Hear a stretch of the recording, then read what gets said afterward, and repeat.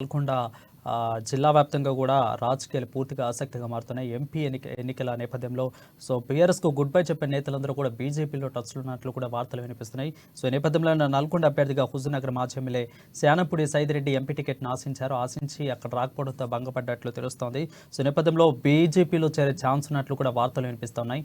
దీని మీద పూర్తి అప్డేట్స్ మా ప్రతినిధి దశరథ లైవ్లో అందుబాటులో ఉన్న. దశరథ చెప్పండి. Thank you Varun. Nalgonda parliament నియోజకవర్గంలో రోజు రోజుకు రాజకీయం రసవత్తంగా మారుతుంది. ఆ రానున్న పార్లమెంటు ఎన్నికలను పురస్కరించుకొని బీజేపీకి కలిసి వచ్చే కాలం లెక్క కనిపిస్తుంది. ఇప్పటికే నిన్న మొన్నటి వరకు అధికారంలో ఉన్న ప్రజాప్రతినిధులు ఒక్కసారిగా బీఆర్ఎస్ ని వీడి బీజేపీలో చేరేందుకు సిద్ధమైనట్టు తెలుస్తుంది. అందులో భాగంగానే మరికొంతమంది మాజీ ఎమ్మెల్యేలు ఆ బీఆర్ఎస్ ని వీడి బీజేపీ నేతలను టచ్ లో ఉన్నట్టు తెలుస్తుంది. ఏదేమైనప్పటికీ నల్లగొండ పార్లమెంటు నియోజకవర్గంలో ఇప్పటికే దాదాపు మాజీ ఎమ్మెల్యేలు ఆ బీజేపీలో చేరేందుకు రంగం సిద్ధం చేసుకున్నట్టు తెలుస్తుంది.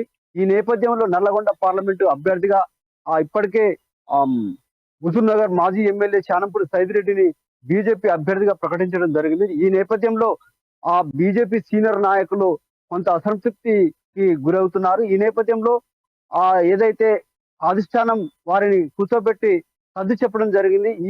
ఈ సందర్భంగా నల్లగొండ పార్లమెంటు పరిధిలో ఉన్న నాయకులు కార్యకర్తలు అంతా కలిసికట్టుగా పనిచేసి బీజేపీ గెలుపు కోసం కృషి చేయాలని పిలుపునివ్వడం జరిగింది. అదే విధంగా దీంతో పాటు ఈ మధ్యన కొత్తగా వచ్చిన ఓటర్లు యువత ఆ బీజేపీ వైపే మొగ్గు చూపినట్టు తెలుస్తుంది. దీనికి తోడుగా ఏదైతే అసంతృప్తి నేతలు ఉన్నారో వారు కూడా బీజేపీలో చేరేందుకు సిద్ధంగా ఉన్నారని తెలుస్తుంది వరుణ్.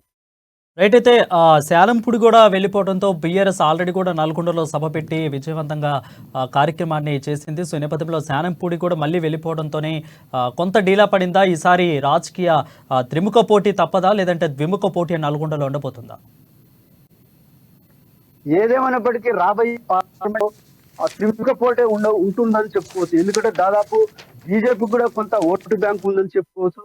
ఏదేమైనప్పటికీ కొంత మేరకు ఆ బీఆర్ఎస్ కూడా కొంత ఓటు బ్యాంక్ ఉన్నది. ఏదేమంటే మెజార్టీగా కాంగ్రెస్ కే ఎక్కువ ఓటు బ్యాంక్ ఉందని చెప్పుకోవచ్చు. ఏదైనప్పటికీ ముగ్గురు పోటీగా నిలిచే అవకాశం ఉందని తెలుస్తుంది.